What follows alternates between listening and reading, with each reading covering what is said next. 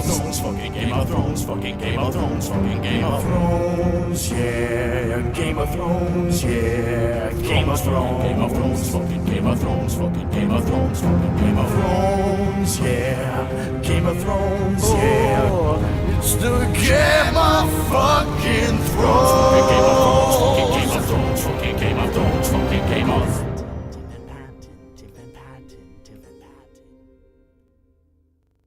Super Geek's new Game of Thrones reaction show. Holy crap, it has finally come. Winter is here, motherfuckers. With me today is, well, I'm going to introduce the guests first. Two friends of mine. I've known them for going on 10 years now.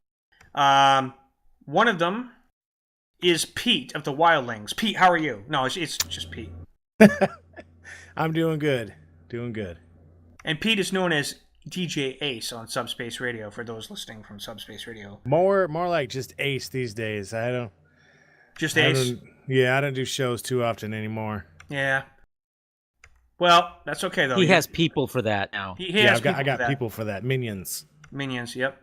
And the other guest is Scott, who I'm going to say is, well, the better looking, better sounding Scott one? of the Hill People.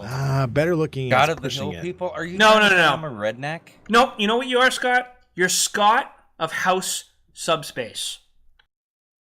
No. Yeah, pretty weak. No, that doesn't. We'll work on it. We'll work on it. Really. That Also means known I as gotta Jonna. come back. I don't need a nickname. Crap. Hi. Hey. Sup? I'm Johnny. So, how are you doing today, Scott? I'm good. Watched a very nice episode earlier. You guys might be talking about it. I don't know yet. Maybe a little bit. I'm just hanging out. I'm just cool. over here in the corner fapping it. Okay, and Carlos Pedraza, or Lord Carlos, or whatever you want to call yourself these days. How are you? I'm great. I'm ready for action. You always say that. That's like my your tagline, dude. Yeah, that's true. He's whispering Hello today. there. It needs work. He's whispering today, but he's known as Raul the Whisperer. How are you doing, That's Raul? right. I'm good. That was more than a whisper, but it's okay. If you talk too low, we can't hear you. That was downright sexy, call Raul. It was kind of actually. Raul.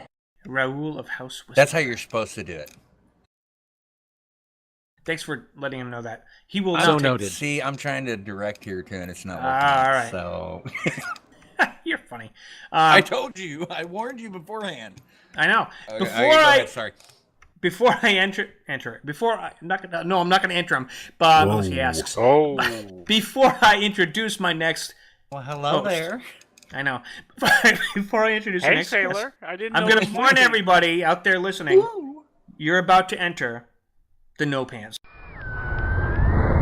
Imagine a man dressed in latex, standing on rooftops, relying on throat cancer for intimidation. You have passed into a realm beyond sanity, beyond sense. A place unfortunately named the No Pants Zone.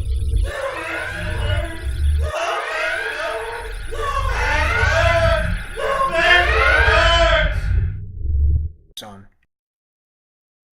Good enough. Okay. And Sean, how are your pants and how are you? Sean Snow, how you doing? Good. My pants are they're Off. and You know how monitoring Jon from- Snow from wears that afar. long flow, long Shouldn't flowing? he be John Sand? He has no though? pants. Because he's... No. Yes. Why? He's not from Dorne. He's from Winterfell, or the north. Do you know where he lives? Doesn't matter. He moved. He originally was from the north. It's where you're born. He was born in New York, so I know these things because we're friends. Plus, he told me. Sean, no response, nothing. We were just Nah, shocked that you had friends. I'm just letting you go. Yeah. Go ahead. Yeah, that's true. So, Game of Thrones is finally here. Season 8, Episode 1 is called Winter is Here, which is, well, pretty on-the-nose title, but pooky. Really couldn't have been any other title, could it? It couldn't have been, and you guys did a good job on that one. So, Season 8, Episode 1, Winter is here, obviously. And the internet's going crazy, of course. They projected 1 billion people will be watching this. We'll see how the end numbers come out. Anyways, so as the episode starts out, we get that incredible child climbing the tree after trying to wade through the crowd like Arya, and she even had a little smirk on her face watching the kid doing all that, like remembering how she was in that position about 7 years ago, 8 years ago. That's right. I think they had multiple references in there, though. Right. Yeah, they did. He climbed the tree, and everyone was watching. And as the army arrives with Daenerys and Jon, and then of course the dragons show up. Let me start with Pete. What did you think of that opening scene? What did you think of how they chose to begin this? I thought it was good. I mean, that was one of the things I noticed was it was a strong throwback to when Cersei and the king came through Winterfell, and Arya herself was, trying to run through the crowd and see everything. So not just that when Ned Stark got his head cut off. Yeah. Cut off. You know what I mean? But it goes, it goes back beyond that. Yeah. What was that, Scott? Sorry. I was saying, he's pointing out though that it goes kind of beyond where she was in the tree for seeing Ned's head getting cut off, because she's standing there watching the king and queen come in. Oh yeah, just like she did when she was a kid in the first episode 1. Yeah, so I mean, I think that's kind of what Pete and I noticed was it was a throwback to that one. Yep. Definitely. Would you think, Scott? Well, you just said that. Never mind. You just told me, so that's fine. Well, no. Besides that, what did you think? Overall, I loved it. And we're going to talk about a lot of it. So, just how it opened up, though, I thought it was great. And I even texted Pete, because we were pretty much right about the same watching it. And I texted him and I said, wow, just the opening where it went through, started at season 1 and it went all the way through and it had the countdown. I was like almost in tears on that part. Yep. Yeah. What'd you think, Carlos? I really liked it. I liked all the. I think the parts that really got to me were just all the reunions. The one actually that I didn't expect. I mean, I knew it was going to happen, but I didn't expect it would affect me. Was Sansa and Tyrion. Oh yeah. We'll get to that very, very shortly. But yeah, definitely. You can talk about it now though. But yeah, I love that. I can wait till we get there. The one between Arya and Jon also was. Oh, that was great. I mean, there were so many. I should have counted actually how many there were, because there were a lot. Yeah, I expected the reunions. We'll talk about that. There's definitely a lot of aha with people seeing each other again. Yep. Yeah. What I liked about it actually that they did was it wasn't just sort of a nostalgic, oh, I've missed you so much. Like, it actually was super important to the plot, and each one really moved the plot along, especially the Sam and Jon one. But I guess we'll talk about that later. Yep. Oh, definitely put a bookmark in it though, because what you're saying is very exactly. And Raul, what did you think of this opening scene? Pretty much what everybody else has covered. There's not much left. By the time it sucks being the last one called, because I mean, pretty much. He's not as Sean is, but even with Pete, it was a little bit. And I was like, oh shit, I wanted that. Oh man, and I mean, fourth, you're like, fuck all you guys. Yeah, well, I saw boobs. Sean's gonna have the biggest rough time here. That was my stepfather, but I trust him. I'll muddle through. So, but Raul, you thought it was good opener? Nothing. Excellent opener. Okay. All right, Sean, you and your pants. Let's go. What do you think? Anything to add to it, or just the same? I'm going to take the contrarian position. Actually. Oh Christ! No, I mean, no. It just was like, all right, let's get the show going here. Okay, nostalgia, and more nostalgia. It was fine. I wasn't moved by it. I was moved by many more things. This scene. Because you have no soul, bitch. Well, no, I'm going to make a new bumper that says he has no soul or pants. It's not really that. It's that I'm just so excited for things to really get moving with this season. We've only got 6 episodes this season. But you needed to. Like the Night King's army is like attacking tomorrow. That's not fast enough for you. Well, no, my after having just re-binged the series, it just seemed like... Is that a word, re-binged? Well, I think I've made it. I mean... I guess you can come up with new words when you don't wear pants. Yeah, right, exactly. We are Americans after all. We change things. Fucking A. Well, I mean, it's like... It's kind of like they were giving... The most of this episode was just really... It was a lot of recap of right where we left off before. But as far as the beginning was, it was fine. I mean, I'm really just eager for the shit to hit the fan is what I'm waiting for here. So I just realized you're not the last one, Sean, because I haven't actually given my opinions other than going, I agree. Oh, we had to count you? Yeah. I thought you were just the host. I know, but I'm going to get before we move on to the next. comes in and says, I watched the episode. It Yeah. was good. Yeah. It was good. I liked it. Because I made notes on a notebook. That's my I can't really read Star my Wars handwriting trailer too. reaction. It was Yeah. good. All right. Everyone watching is John, Jamie, and Ride. My initial response was the child climbing the tree. That's cool. Cool callback. Cool story, bro. But yeah. So the next thing is Really? Did we just enter the bro zone? Yeah. But bro, I don't get into the bro zone. I don't know why He you is just a big bro. Have you guys? Chav. Do you guys know what happened? Speaking of cool story, bro. Slightly off topic here, but it's funny as hell. 2 years ago, we went trick or treating over in a really high. I live in Vegas, for you guys that don't know, in a really a high very end bro area. activity. Yeah, it was in a Red Rock development, a big, huge master plan community. And my kid wanted to go into Rick Harrison's house from Pawn Stars, and I got a picture of my kid. Now, mind you, my kid is dressed up as Han Solo, so I get a picture of him with Rick Harrison, and it's like, and I captioned it as Harrison meets Rick Harrison while dressed up as a character played by Harrison Ford, and then underneath, cool story, bro. But that is a cool But- story. No, it is a good story. But okay, so I remember now. So Arya's reaction was my favorite because we were talking about this a lot. I predicted that she might end up fan because of all the stories she tells throughout the years. Her obvious thing is she has a hero worship of the Targaryens and the dragons. So I had a feeling that we talked about on our pre-show last week, which is that she will end up hero worshiping Dany, and because and the look on her face, everything told me that up to a certain point. We'll talk about that later. But her initial reaction, she seemed very pleased at first that she's seeing Dany and she's seeing the dragons and everything. Her childhood is like, oh my god, I'm having a fangasm, sort of like me when I saw the Star Wars trailer. But it's real life, and for her, anyways. And so they all get together, and Jon reunites. We talk about the reunions. So Jon reunites. His first reaction, I loved his reunion with Bran. First sign of emotion I've seen Bran show since over a season ago. He actually was smiling. He actually broke his Spock mode. That was interesting because he was like all Data-like up until all last season, even with Sansa. And then all of a sudden Jon shows up and he actually smiles. I thought that was an interesting little detail.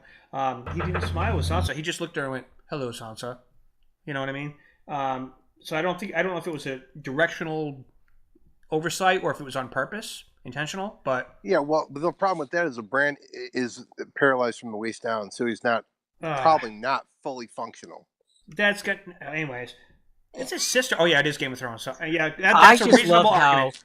how he has no legs, but he always shows up where he needs to be. That's cool. Mm-hmm. Yeah, that's true. Medieval wheelchairs for the win. I don't want to get into the wheelie joke. Yeah, enough with the wheelie. Now it's Wheelie Bran. Wheelie Pike, Wheelie Bran. But medieval Wheelie Bran. So anyways, but then everybody's getting, we see that Sansa's being kind of a bitch to Daenerys, and Daenerys is trying to be, dignified. It's like, let me introduce you to my family, and they're like, not like a traditional family that you bring them to where they're like not approving, because it's not like somebody dating somebody they wouldn't normally approve of. It's like, it's a Targaryen usurper, and look what they've done. And it's like, and you gave up your crown in her head, and she's been all, Winterfell is yours, my lady. And then Bran's like, after all the little small talk, Bran just goes, oh, and Lyanna Stark, of course, who's grown a little bit, she's given that bitch face. Couple of feet. Oh my god, that bitch face she gave to Daenerys was so awesome. She is so many women gave bitch faces to Daenerys. I've never seen so many characters that are supposed to be the good guys give bitch face. George, she has resting bitch face down to a science. Yeah, she's true. That's what it is. It's resting bitch face. She gave that look to Jon Snow and Sansa when they first met them. Then she got smiling. I think the preferred term of us gay people is fierce. I like bitch face. I would say it to a man or a woman. It's just bitch face. That's just me. But if you prefer fierce, that's it's probably. I think it's more accurate. I saw a Yeah. T-Mobile ad the other day where they called She it is the resting lady of glitch Bear face. Island, so. What was that, Sean? I'm sorry. I saw a T-Mobile ad the other day where they were bragging about their network, and they said, "No more resting glitch face." I was like, "Oh my god, they went there." But Bran The hits other, Go ahead. What were you going to say, Pete? oh, I said the other thing I really liked about the opening scene, I kind of forgot about this, was Daenerys' face when the dragons. Oh, she looks so flew in proud. over. She Yeah. was so proud, and she just kind of sat up and like raised her head up, and it was pretty hilarious. That was a good point, because I actually didn't write down, but I remembered it in my head when you mentioned it. It triggered me, because I was like, she was like, John was telling her, I told you the North people weren't welcoming of strangers. And then all of a sudden her dragon showed up, and she felt like she got some reinforcement, like as far as her power, her stature. Yeah, yep. Do you guys agree with that? What do you anybody have a comment about it? Well, Anybody? sort of. I mean, I don't think Dany necessarily, needs Northerners to love her, but it's also part of. To me, I read it more like pride. Yeah, I agree that with she's that. in this position and that she has these dragons that she loves and loves her, and so that's the way I took it. Is rather than just kind of a in your face Winterfell, it was more like a. I am who I am, who I am. I also felt like That's she was exactly thinking, how I how do you felt. like me now, people? Like that, I mean, subconsciously. they don't look. They've got no reason to have really any feelings towards her. She was making her presence and her stature known. It's because of her father. That's where this all is coming. Yeah, but I don't even think that there's that. Here's the thing: she came in with John. Okay, so props for that. I don't think they know what to think right now. If John hadn't bent the only problem with her coming in with John was the fact that he bent the knee. It wasn't the fact that she was there. It was that he bent the knee. At that point, though, do they even know that? I don't think they. Yeah. Oh, I think they do. They did. Sansa said it. They read that on a. Sansa said it after the fact, right after the parade. I don't think there's any indication they didn't already know because they have that whole council meeting like immediately after. And everybody there knows. It wasn't a shock. It felt like they were pretty sure it's for the reaction. I'm pretty sure it's known. Spread very quickly throughout North. I still got the feeling from the crowd that they really didn't know what to think at this point because. Well, no shit. They haven't seen dragons before. That was a big deal. Not about the dragons. About with their loyalties. You got to remember, it was one thing they said is they don't trust outsiders. Right. And you got to remember every and you outsider definitely saw that came in in there has screwed them over big time. Yep. Right. Over and over the last 7 years. Definitely. Yep. The Boltons, everybody else. And then here's John, and he's coming back in with who's supposed to be their help and their ally, and he's saying ally, yet they know everybody's supposed to bend the knee. Well, yeah. Well, he's the only one that needed to bend to the knee, but they're supposed to, unless they become rebels, they have to go along with it. But yeah, exactly. So... But once because remember, I remember that scene when I did the rewatch where John is explaining to them why he needs to go meet with Daenerys. Is he says Tyrion says this is going on, and he says, and if this is to believe she has 3 dragons, and everybody was just like, what? No, you can't go down there. You can't trust the Targaryens. Any Stark who goes south never fares well. It's a historical thing, and so not only does he come back, except he's not a Stark. He's both. That's the funny part that's going to end up being a revelation later. He's both. He's Lyanna Stark's son and a Targaryen son. So he's both. He's the perfect combination. That's why he is the rightful heir. We're going to get into that. Trust me. This is going to cause a He's fire and ice. That's exactly what it is. He's ice and fire. That's probably why he's the chosen one. But that's another whole thing. We don't know that yet. There's lots of other theories. There are.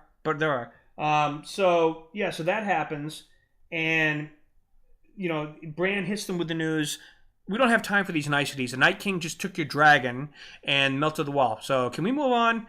And then they start no time for bullshit. Come on. No time for bullshit. Raoul, what did you think of that short-lived reunion when Bran hit them with the hard news? Well, first of all, let me say that I like Bran. Bran is a mystic, and he plays a mystic the way mystics are supposed to be played. Unknowable and unlikable. We tend to think of our mystics as kind of watered down, guy in the church steeple. just spouting off something unintelligible once in a while. However, Bran is the real thing. Bran is a druid. Bran takes after a druidic tradition, True. and that typical thing is you're unknowable and unscrutable, and I love Bran's character and what it's transformed to be. Did you like though the way he moves the plot along expositionally as far as the narrative? Because Yeah, the way that he knows Absolutely. things and he can just get to the point. Daenerys, can you stop trying to play nice with my sister? Because guess what, let me tell you what's going on here. Okay, woman, your dragon's been grabbed out of the ice. He's now one of them. Walls down. We got shit to do. And her face was just like, what? That was kind of Wait, cool. whose face are you Yeah, I talking think- about? I think Sansa's Daenerys. or Daenerys? No, Daenerys. I was surprised that he told her all that, hit her with all that, and she was just like, okay, who is this kid again? Because even John didn't know about the three-eyed raven thing. I mean, so this is all, how does he know this shit kind of thing? But yeah, so then they have the big meeting where everybody's like questioning what's going on, and there's a lot of sort of Lyanna Mormont's like saying some shit, and John's saying the right things like he always does, kind of reassuring everybody.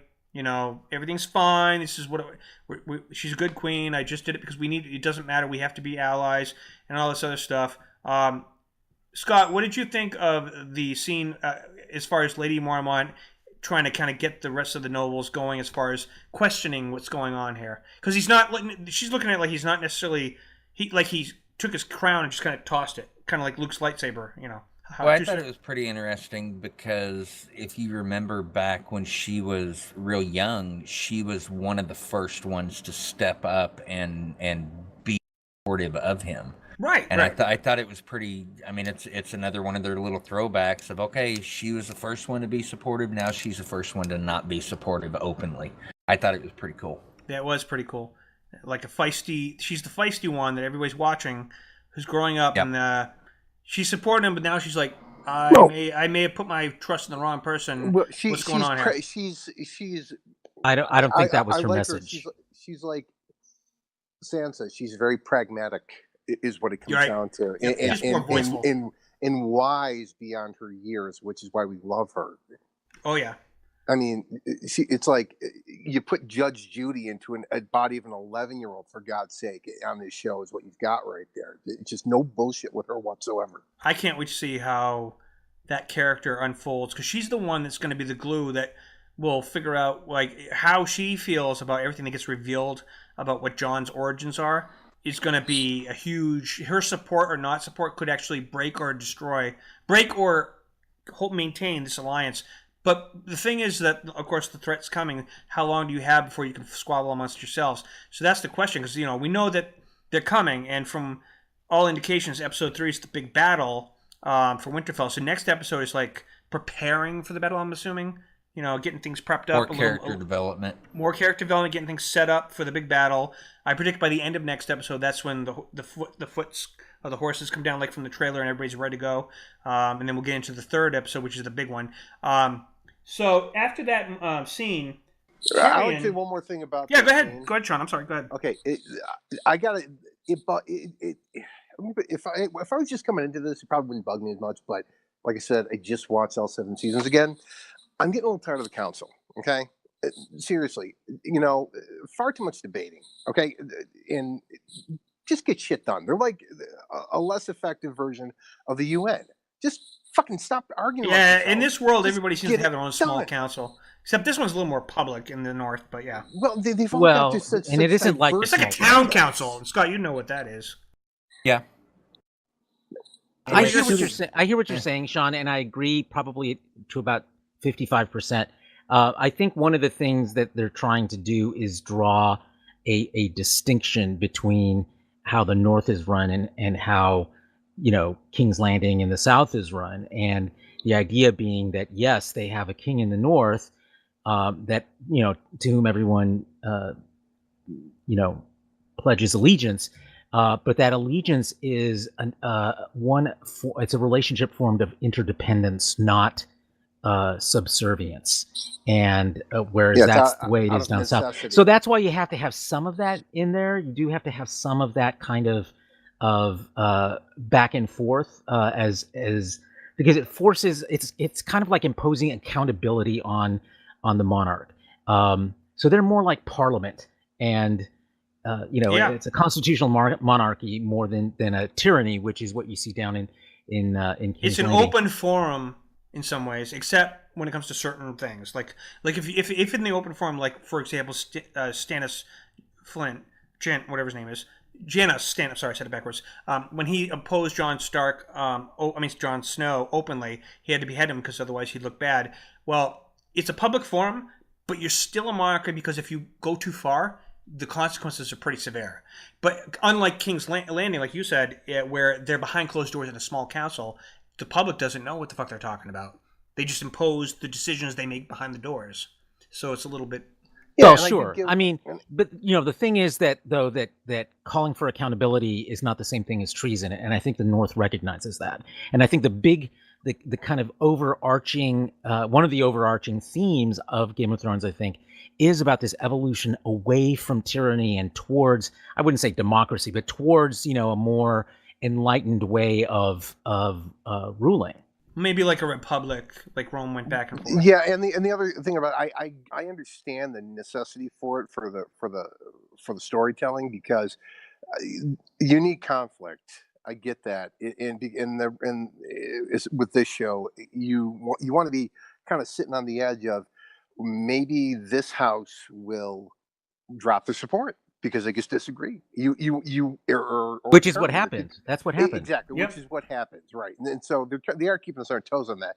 But it's just like it's like now that we're nearing this finish line, it's kind of getting like I said, I'm just getting a little frustrated with it. Just come on, let's move along. Be a little patient. They need that set up to really make the rest of it pop, I think. It's been 565 fucking days, George. I know, Yeah, but there's a lot of... But remember... Well, here's the some thing, of these though. characters haven't met each other or seen each other for 7 Gotcha. years. But no, I mean, there's a middle ground here, and one is yes, and this is the 55% part that I agree with you. I think that the setup is important, but the fact that what they're essentially continuing to argue about is their refusal to understand that they're facing an existential threat, Right. And that's not because- just war that they lose Right. and someone else is in charge. It literally is about their existence. And, and to me, I'm a little tired of people not realizing that there's an existential threat. Like, how much Actually- more do you need to know? Because 90% of them, Carlos, haven't seen it like Cersei has. Yeah, They don't have there's, YouTube in the Westeros. The common knowledge is not there. Right. They don't see it. They hear remember people what's- talking about it, but they don't see it like Cersei did. One second, George. ahead. Remember what Sam said to the Maesters? He said, if you guys recognize and said the learned Maesters of the Tower said that there was a threat, every little lord would send their army in without even a question.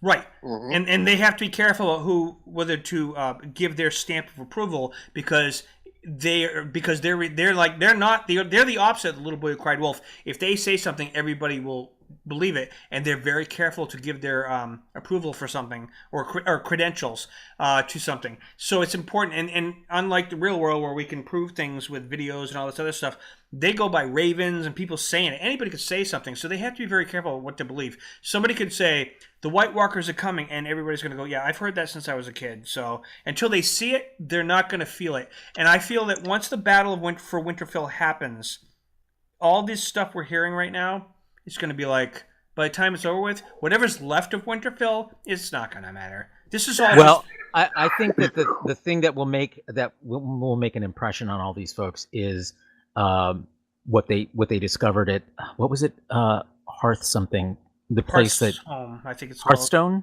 called. Hearthstone. Yeah, one of those. Anyway, Hearthstone, where one of them. the little Lord King or Lord Right, that's the guy first was first stop. Yep. flayed and in the spiral pattern. Right. Because that's not far from Winterfell, as we discovered, by the way, in those awesome new opening credits. Yeah. Oh, I love those. I love that. Loved them. Pete and Scott, did you notice the little details in the opening credits? Yeah.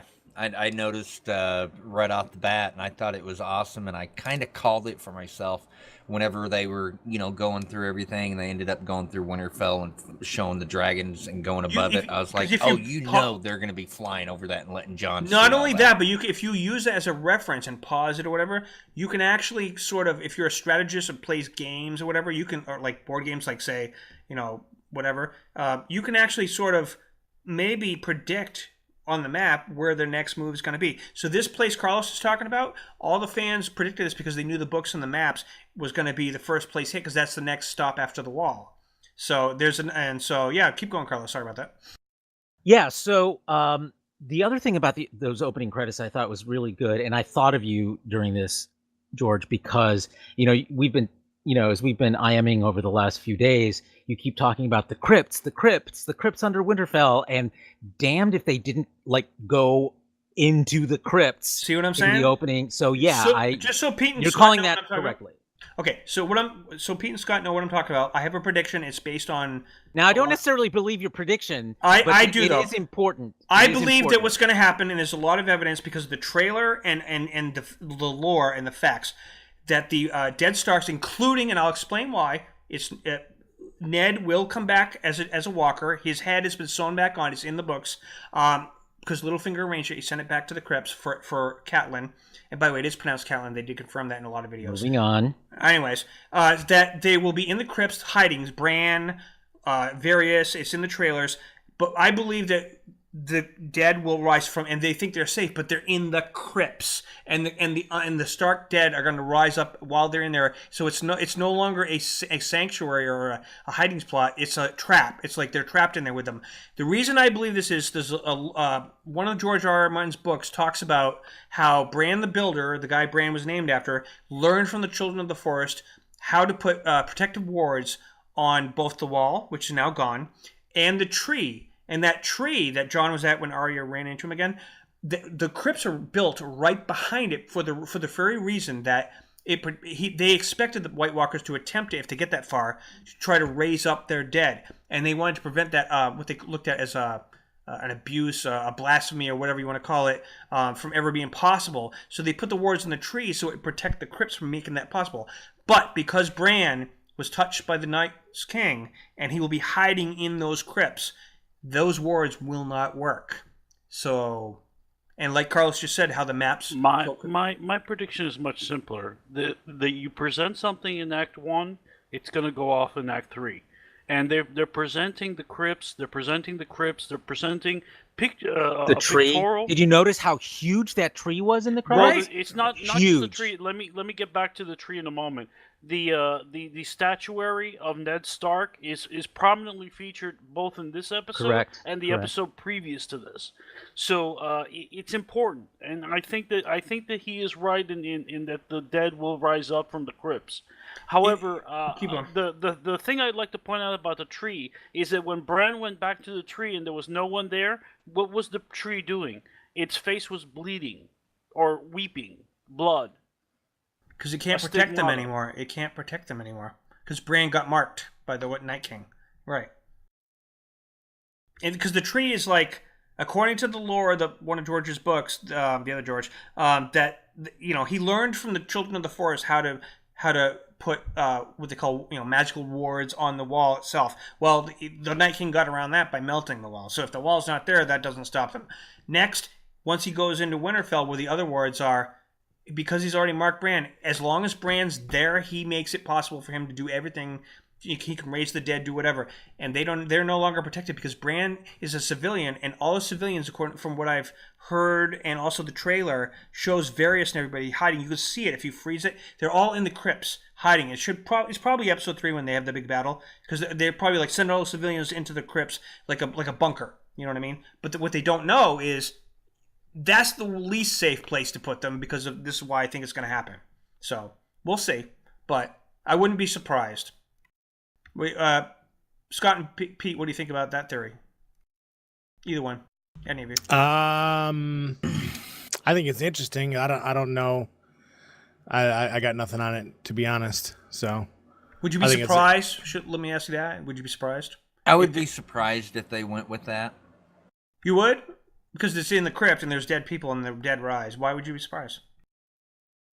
Yeah, but they I don't don't know. just they don't just rise though, do They're they? Don't nothing. they have to be like No, they can touched raise- by the night?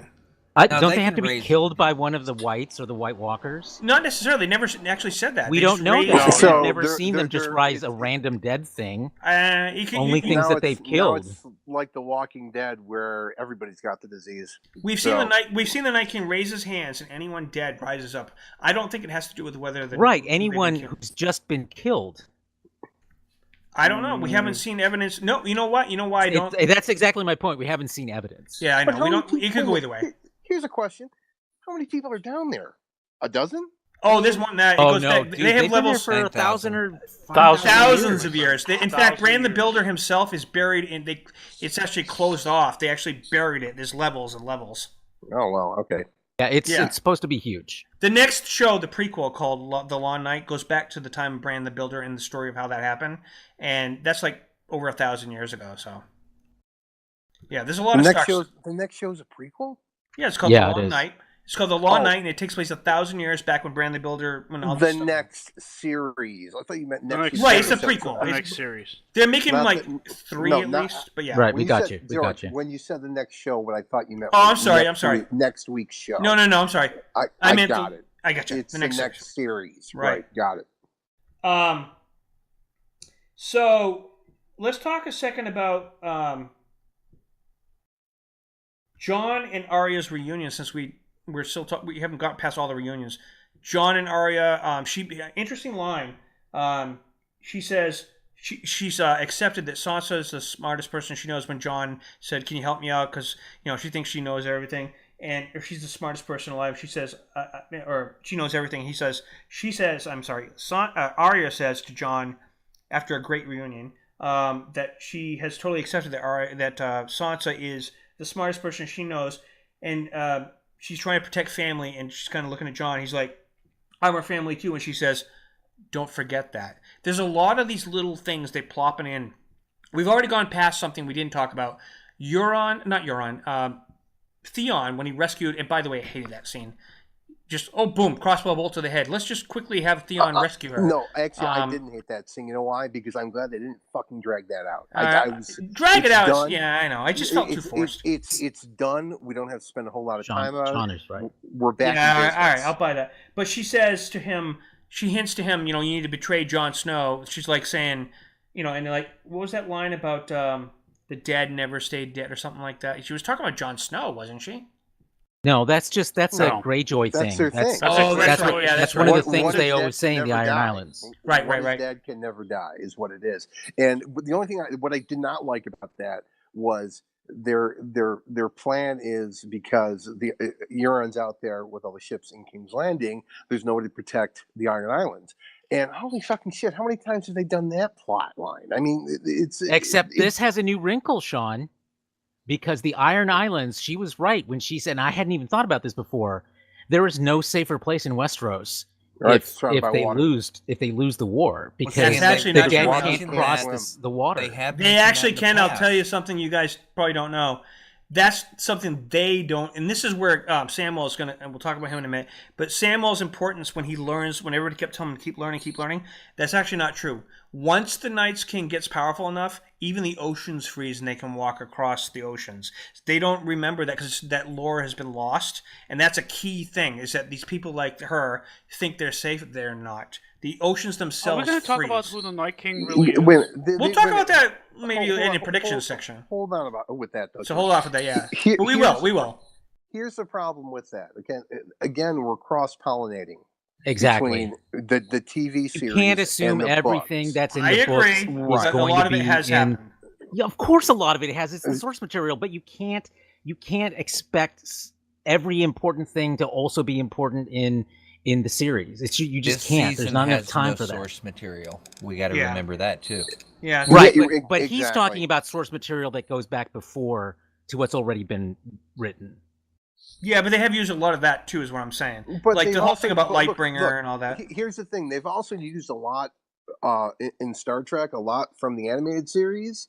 Okay, This is different, though. It really in is. regular, no, in regular Star Trek, but they don't have they don't. They're not have, beholden to it. I know what you're saying, but That's exactly what I'm saying. That you But I'm can't just take saying- anything, And- you and can't so take neither anything should for you be. granted, right? I know. But So I'm just saying at this that point, they what do. what I'm getting at, respect but Sounds like you're beholden to it, George. you're right, George. You're kind of stating this as fact. That guess what? You're wrong. The walkers can walk on it. They can, Very little of the lore has not been used. They've only changed which character did what in some instances. But it doesn't really matter if we haven't seen it already. We I know. can't really presume. You could be. that I'm not what- saying you're wrong. It makes me confident. That's all.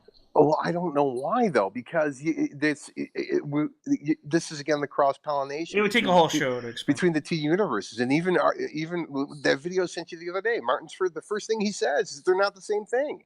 So just throw it out the window. He's Don't flexible. accept- All right, you know what? I'll give you that a little bit. That's another whole discussion. But as far as Euron and going to with the Golden Company to Cersei. By the way, George, I hate that. I want to interrupt you one more.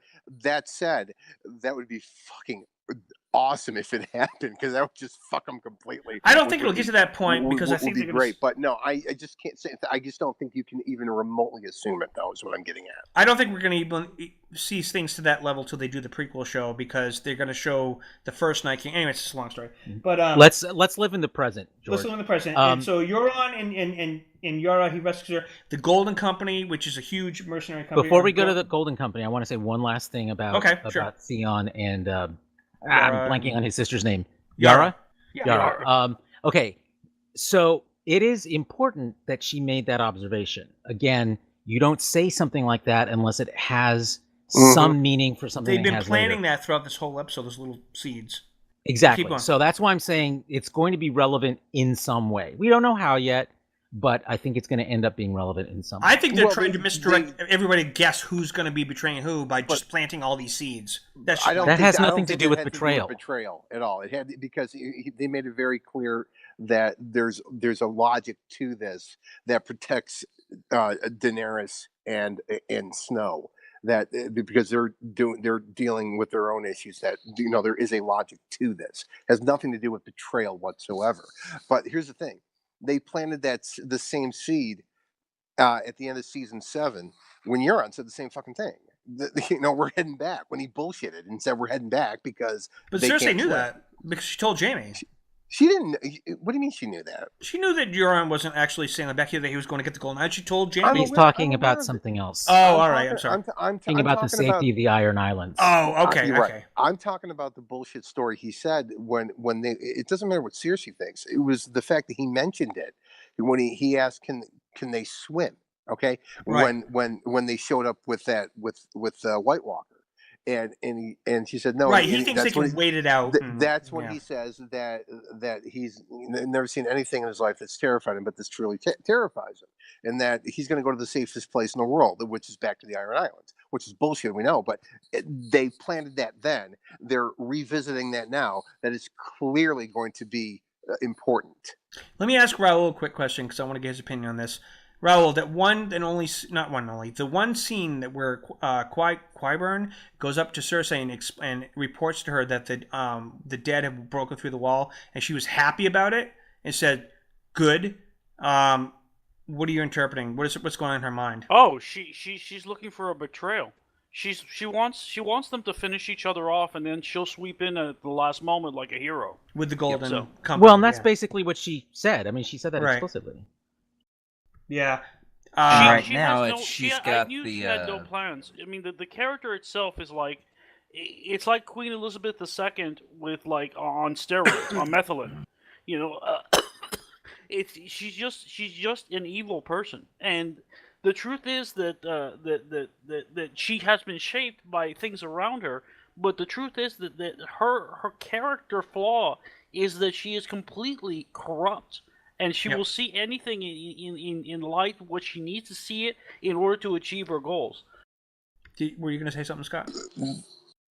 Well, yeah. What I was going to say is she's basically big right now because she's going to go in and do whoever wins the big battle. She's going to take them out. because she's so confident on what she has. She's got her big army, she's got the Lannisters, and she's got the Greyjoys. I'll tell you what this reminds me of, and just her attitude and how things have changed with her over the course of the last 7 seasons. This, where early on she was very pragmatic about everything, very thought everything through, and had contingency plans upon contingency plans upon contingency plans. And this reminds me of when that shit all fell apart. Is when she made the mistake of trying to cozy up to the Sparrows, and it backfired on her. Okay, she's not seeing the long game in this at all. Oh, well, And she quit looking at the long game because, I mean, Yeah. she blew up the scepter. She did all that stuff. She is rash, instant decisions at this point. that's exactly Yeah, Because she's she's so hooked on confident in pure herself. power. Yep. She's not she has she. It's like we all know what her intent. She expects them all that the White Walkers will just wipe out her enemies. However, she's not thinking about what happens after that. So Right. it's so short sighted. Well, but she Yeah. also Yeah, thinks but that these the type of two rulers of often those are are going to beat short-sighted. the White Walkers. I think that's the angle she's coming from. She really thinks Not that only because that- I thought it was pretty clear that they made it pretty clear that that was not going to work. I That think they her needed- idea they is needed that the wildfire. Lannisters too. John told her that fire can kill them. I think she's thinking, Oh, yeah. I got so much wildfire, you do Yeah, not. So I not even think- worried. I think You that's got the your only dragons. You got your dragons. Yeah, Got my right, own. right. You know what I mean? Yeah, I think that's the only thing that makes sense because, frankly, I mean, she may be drunk on power, but she's not stupid. And the idea that that if the White Walkers' army beats all the Northerners and everyone She's and all seen their what wildfire allies, can do to nuke the sept. So right? We know that, George. I'm talking about the tactics that she's thinking about, Right. which is, or the strategy she's thinking about, which is much more where she has to know that it's not just that they're being defeated by the White Walkers. All those dead people become added to the army of the White Walkers. So Right. she's not just facing the army of the dead that came out of, that crossed the wall, came through the wall. She's talking about an army that's actually made up of all of the dead armies that were sent up there to fight them. So Right. that's going to be, she doesn't have enough people for that. Plus one dead dragon. That's not going to help it either. Which she doesn't At yet know least, about. at But least one dead dragon. At least. well, right now as we speak. Yeah. I'm pretty sure No, Night King didn't have but another after one. No. after they conflict with if the White Walker army beats the aligned Daenerys's forces, I mean the Night King could have possibly have 3 undead dragons. Or 2. Yeah. Yeah. It's yeah. That's always. She's not thinking. You're right. She's not thinking about the long term. You're right. But she doesn't know about the first dragon in the first place, nor to use that to correlate that. So Well, the dragons are beside the point. Right. I mean, it's really just about her ace in the hole is probably, I think you're right, George, the wildfire, Wildfire. because yeah, I that agree. would kill no matter how big the Nuke 'em. army of the dead Yep. gets to be. It's basically the nuclear option. yeah, before they get to King's Landing is probably her plan, and they would Here's use a question. No, I think she'll burn Here's a King's Landing to the question I ground. have for the panel. Now, the mountain is some sort of undead creature. When, Yeah, it's basically when like the Night Frankenstein. King comes, when the Yeah. Night King comes, will he be turned? I don't on think he's the going to reach. I don't think he's going to reach King's Landing to be able to find out. I think it's going to be a Clegor Bowl or whatever. It's an interesting question. I just don't think we're going to find out. I think they'll be defeated before they even come close to King's Landing. Based on, I know that I know that the war ends in episode 4 for the. It's not a spoiler. It's actually a public knowledge. Episode 5 and 6 is the battle for King's Land. I just don't think the Night King gets that far. I could be wrong, but I just from everything I'm gathering, You can't assume that because just because they win the war doesn't mean that the Night King doesn't. They could have survive. gotten close to King's Landing. You're right. That is possible. And we also don't know. Yeah. I mean, again, lots of battles. Even if they win the battle, it doesn't mean that they don't move on. That's true. Yep, that If is they true. win the battle, they might not win the war. As far as the Mountain, he's one of those characters that just one of many that I can't wait to see go poof. I'm sure it's going to happen, of course. And okay, so Cersei ends up giving in and giving Euron what he wants. That was interesting that they didn't show the actual scene because they show every other sex scene. But I guess maybe Lena Headey didn't want to do a sex scene. I don't know. They had wait a minute. What? They are we sure about You- that? Yeah, we're sure. she did. They Where have were a you? whole I don't know if you went to go. post-coital discussion. Yeah, she Yeah, gave in, we're buddy. sure. They just didn't show it All for right. some reason. But that's fine. I mean, we can only imagine. She's a what star kind of- now, and she doesn't have to do that. Well, you know what's funny? Based on everything Euron bragged about what he wanted to do or find out about her, I think that if they had shown it, they couldn't have done it justice. So I think that it was best that it just switched to the next. I'm actually sure they could have done it justice. But Probably. but here's the thing. I do want to make a note about, I forget the name of the actor who plays Euron, but yeah, he's fantastic. We have to give his real switch props to to him. So His attitude he's so changed. deliciously sinister. I love him. I love Yeah. the way he changed his tone when she was getting ready to leave, and I actually bought that she stopped and turned around and Well, gave him that look. I will great. tell you this. I am, in general, mustache twirlers That's don't exactly what I was thinking. right. They don't do well. They don't But do well. when you Yeah, Pete. find the right guy to do it, and you put him in a context where he's Well, a they mustache needed twirler. Can I Well, throw but something in with- real quick before it with gets lost? Cersei? He Yeah, is what is it? literally a mustache twirler.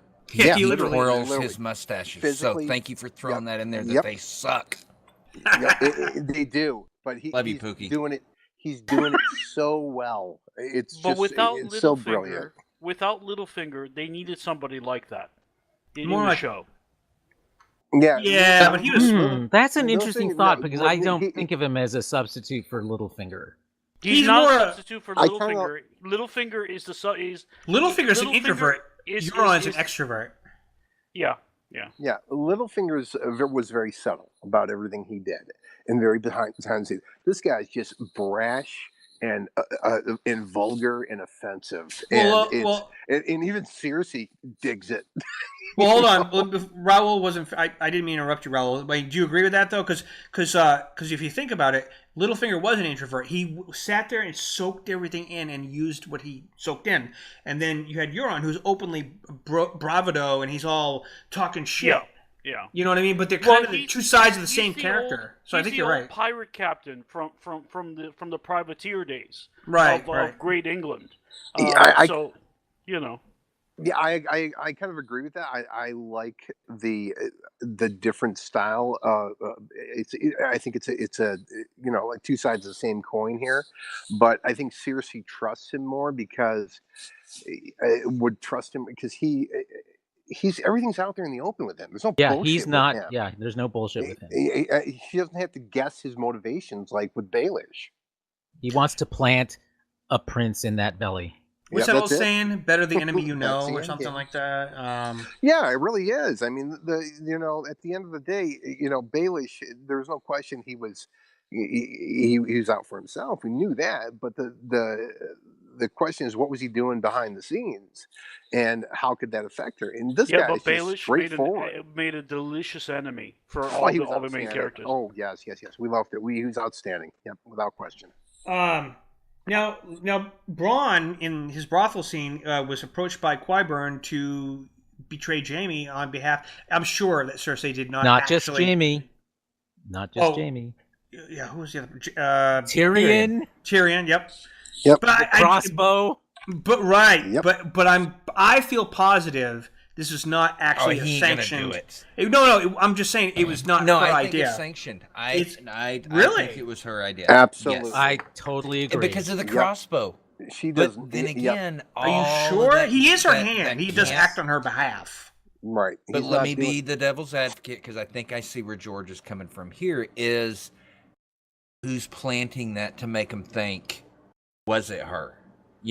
If he goes through with it and kills him, do they Because think we it never was saw I mean, her is that talk kinda- about this and conspire with Qyburn. Right. They Yeah, usually so, I mean, show I those could conversations. see where you're coming from, but from my end, I could see her totally doing it because they're big on using symbolic weapons to kill their people. But that's Well, the I- thing. got the dagger. The reason I I think Go ahead, Sean.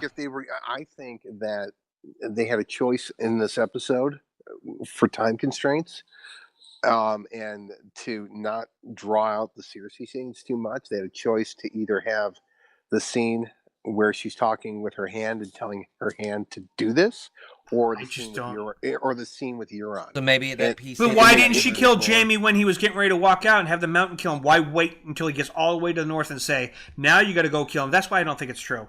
Because maybe I don't think you understand women, George. Yeah, I honestly think. I honestly Hell- think. Well, I mean, 3 ex-wives later. But anyways, I honestly think Qyburn. I want to point out, manipulating. isn't this show called Super Geeks? I think that's like saying right there, you're not supposed to know about women. Yeah, that would explain. that's a lot not of why things. I'm here. That would explain a lot. well, yeah, I mean, Rather yeah, explains why you are here. You, as opposed you to somewhere don't. else. Here's the thing: Jamie Lannister's biggest mistake was he gave her way too much time to dwell on this. Is the problem? You don't want to give a woman that. I'm sorry. I just don't. dwell Unless on we, I this. just don't believe that. I think Qyburn's manipulating. I don't think so. I don't think that, so. I think that she. What's has, he got to gain? He's Exactly. the hand. He's the hand. He can gain What's a lot he of power. got to gain? Interim power. already got the Who power. else is next He already after has Cersei? the power. Right, but if He's not going to become a Cersei, king himself. no, but he'll be the interim king.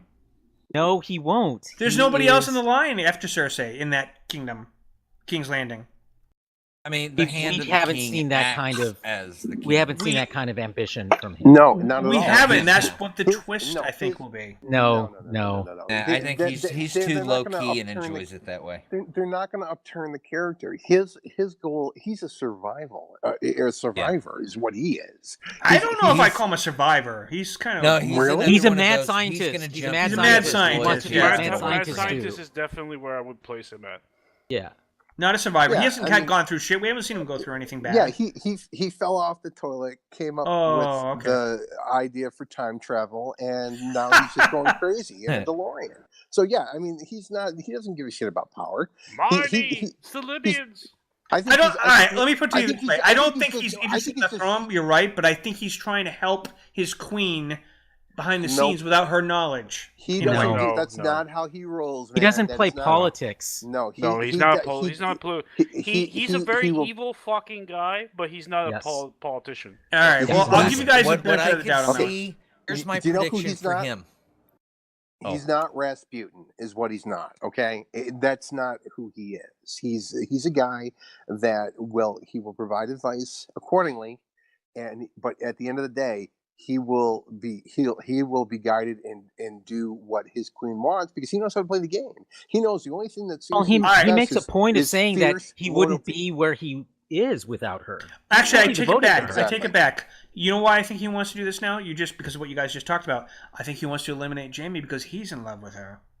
No. No. Okay, George, George. what did you God. smoke this George, morning? the only thing worse is if you said Luke Skywalker could show up on this episode. Speaking of Luke, Well, Luke will be in Jack Bauer episode already said 8. Ha ha ha ha. Wait, you don't have an 8. Never mind. Number 6. 9. Yeah, I mean, prime example how he doesn't give a shit about any of that. Okay, I mean, he passed up. Braun just threw him 3 hookers his way, hot ones too, and he's like, not interested. All All right, he's no. worried about is at the end of it, and it's my prediction, is she's gonna die, and he's gonna try to figure out how to find her body and run off with it. Oh, that's all a he's very worried about. possible. Absolutely. That's all he wants. Absolutely. Oh, necromancy. Let's move on to the subject that we really, really need to skip to because it's big. It's going to cause the internet to go nuts. Probably already has. Jon rides Rhaegal the dragon. That scene is. I complained a little bit about the CGI, but I did do a second watch, and it's not as bad as I remembered the first time. But it's huge. I mean, is it better than How to Train Your Dragons? it's. I'm just I don't know. curious. I've never watched that movie, so. Oh, you need to see that movie. Well, I mean, they're Good. two different sort of media, but I thought it was an exciting visual scene. I liked it. It was a good Danny Yeah, John same. thing, and it was important because it helped set up for later, which we'll talk about when he finds out that revelation that he's connecting dots. Why were the dragons able to accept him so easily? It's all kind of probably part of the setup for that. But yeah, so Danny and him are doing their little romance continuation in this. They even used the theme when they were doing all that stuff. And my favorite moment in that was when he was making out with her, and the dragons are ready to kill him. And they're looking at him like good dogs trying to protect the mom. That was awesome. I didn't see that because You I didn't didn't I see did. that either. I I did. think Really? I think I you're saw it. assuming that Okay. because of the way a dragon's face looked. No, John no, looked no. at John I was mean, kissing they her, and he cut- looks up, and the dragon's looking at her. I don't know which one it he's was. Drogo is his name, I think. The Drogo. darker dragon. He's, Yep. I mean, intense. He looked like he was gonna kill. And then they made a point to cut back to the dragon staring at him. Right. Oh, They- I they think al- that was they totally always look- intentional.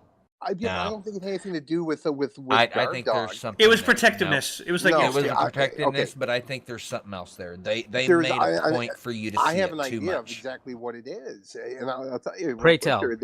Okay, well, here's the thing.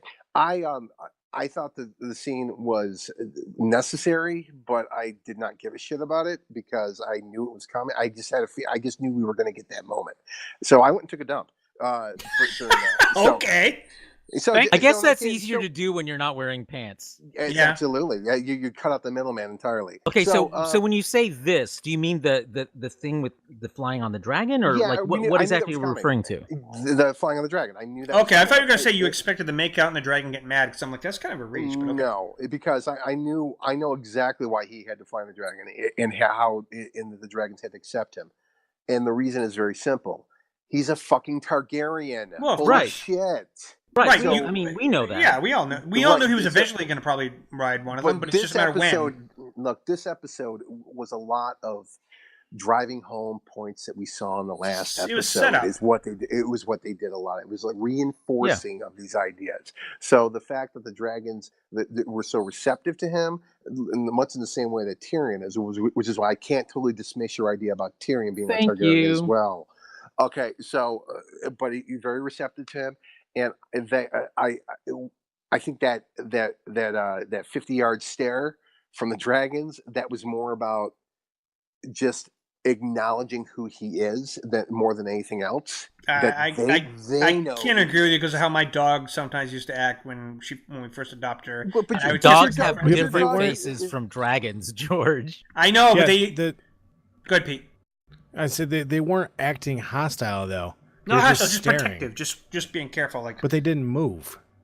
he they- actually when did your raise dog- his head up, and he's mean, kind of yeah, but when a No, dog I is don't being think you acted protective. intimidating. I just think he's intimidating looking. There's a difference. yeah. Yeah, exactly. No, you're right, Pete. I just think that I just By the felt way, as though does anybody know the artist that the dragons are based off of? no. Do you? I do. No. I do. It's the third edition D&D manual. It's this true story. I believe his name is Wieland. Is the artist? Actually, now that you say that, I do notice that in the faces. See, the dragons in D. I'm not going to go off on a tangent. The dragons in D&D, the only difference is that they have four paws, whatever you call them. They're not just wings in the front. But otherwise, the heads, yeah, they're almost identical. Yeah. All right, Sean. Care, Sean. Yeah. Okay. So yeah, that seems interesting. Yeah, guys, I got to bust out early tonight. I got to take off. All right, buddy. We'll talk to you My next wife's time. back, and talk to you guys later. All right. Bye. So yeah. So John, so protective dragon. I'm tempted to make a Cersei joke, but I'm not going to. User disconnected from your channel. Don't do it. I'm not. So I then we wanna get to the live. scene with a scene I loved, which was Gendry. I'm going to ship them. I'm sorry, Gendry and Arya. Well, So they a were lot of- definitely flirting. They were definitely yeah. flirting. The Hound and Gendry Arya, which and scene Arya. the did you Hound talk and about? Arya and tree. Gendry. But That by the end of that scene, K-I-L-L-I-N-G. a lot of fans have speculated that Arya and Gendry will end up. You know, it's. I saw that scene. I'm like, I think the fans. I might be love right on this his. one. I love his comment where he says, "You're like every rich girl I know." He says, "Don't lie. I'm the You don't only know rich any girl other you rich know." girls. Yeah, I'm the only one you know. I really think that they'll hook up. I don't know if he'll live. I think for sure that. He himself is a Baratheon, so they need somebody to start the house again. Well, we talked about this last week when you weren't there, Ro, but we had predictions, and Carlos, I believe you said you didn't believe Gendry was going to make it because of he's just not important enough to the story. I don't know. I think I disagree. I think he'll die. Well, maybe. My point was that he's important enough that his death will have meaning because Right. some people have to die. Oh, definitely. so- Like for example, Grey Worm. I think he'll definitely die. Grey Worm is gonna bite it for the big time. Yeah, I even think he'll rise He's as the an Ned undead. Stark of the Unsullied. So give me a break. Wow. But that's kind of true though. But I think that when it comes to Gendry and Arya, the Hounds and Arya, their reunion was great. It could have been a little better. I mean, I'm sure we'll get more next What are you episode. talking about? It was perfect. It was like There's no thing seconds they could away have done from that a would have been smile. better. Say that again. Yeah, I was I saying. think that the Hound Bro, hold on, retreated hold on. because he was going to burst out laughing, so he Right. needed to get the hell out of there. But what were you gonna say, P? I'm sorry. I was just saying the same thing. I think that he was like happy to see her, and he was like almost had a smile when he Right, I was saw talking that, to her. yeah. And It was he's his like, own "You're way of- such She, a bitch," and she or whatever he also said. almost had a smile. She raised a brow a little bit. Right? Yeah. Yeah. Yeah, But, it was their what way. I loved about it was how, because I almost hated this scene when he said the line about her being a cold bitch, and I was like, "You fucking bastard!" And then he says, "I guess that's why you're alive," and I'm like, "Yes, that was perfect." that was how- right. You? Oh, go ahead. I love the other next line she said on that because he was like, "You left me for dead," and she said, "I robbed you first." That was the relationship they always had, and yeah, Right. For people that did a rewatch, it makes it more fresh in your mind. It's like you remember that wasn't just two people, and one character being inconsistent. That was the consistent relationship they always had, but in their own way. Because last season when he talked to Brienne, he basically more or less was telling Brienne that he's glad that Arya's alive in his own way. He was expressing the fact that he was just trying to protect her too, because he started out with evil intentions, wanting to sell her, or ransom her, but he ended up caring. But his way of life, The thing I is like that you about have to Martin's hard Martin's love. creation of his world. One second, George. The thing I like about Martin's creation of the world, and it has a lot to do with the Hound, has a lot to do with what we like characters like Baelish, but every character, no matter how evil they are, loves something. They're driven by love. And I think that's an important way to look at it. Even Cersei is driven by love of her That's family true. legacy. So even these incredibly evil, driven, powerful characters are driven by love.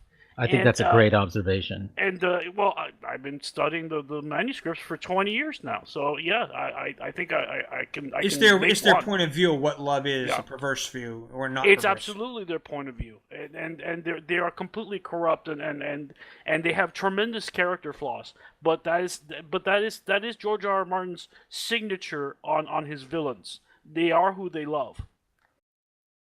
That's true. That's true. And so that seems great, Gendry and Arya. Before I move on to the next topic, Scott and Pete, any thoughts on that? Aye. No. Okay. I've got a couple of things I wanted to bring up, and Sure. if this is already on your agenda, then I'm happy to wait. No, that's fine. Go ahead. But one, I want to talk about that observation that when John and Dany were together down below, and Tyrion and what's his name, the Onion Knight, are Davos. there. Yeah, Davos, and who's the third? They were up on the Varys. Varys, yeah. Varys. It is on the agenda, but you can talk about right, it now. and Varys. So yeah, so they're looking down, and there was this great line that I think it was Davos who said it. He said, "Respect is how the young keep us at a distance." Yeah. So they yeah, don't, but then so they Varys don't answers realize that back, it he doesn't says- last. Yes, Nothing lasts. that was Varys's repose. Yeah, Varys. Yep. Nothing lasts. Yep. Yeah, Nothing truly lasts. lasts. No, he said nothing truly lasts. Nothing Something like truly lasts. Yeah. And of course, Tyrion's contribution. I'm not that old. Yeah. And that's my second topic, which is Tyrion. I sent you a thing, George, that we talked about a little bit in PMs. The theory that somehow Tyrion has been sort of steadily kind of Sansa actually explicitly says it to him. She says, "I used to think you were the cleverest man in the world I ever met." And lately he hasn't been very clever. Like all of No, season he 7 hasn't. is him fucking up essentially. He's trying to, because here's why. I'll actually follow up on that a little bit because I have some thoughts on that. Part of the reason I believe that he is going to eventually turn and betray Daenerys is, and that I believe that theory that people are talking about is that his reaction to what she did and we'll get into how Sammo reacts when he found out. Tullies. But his reactions to at first he was all, I found the right person to, he went through all his crap, went to Daenerys, followed Jorah because he didn't have a choice, and he finally thought he found the person to back up.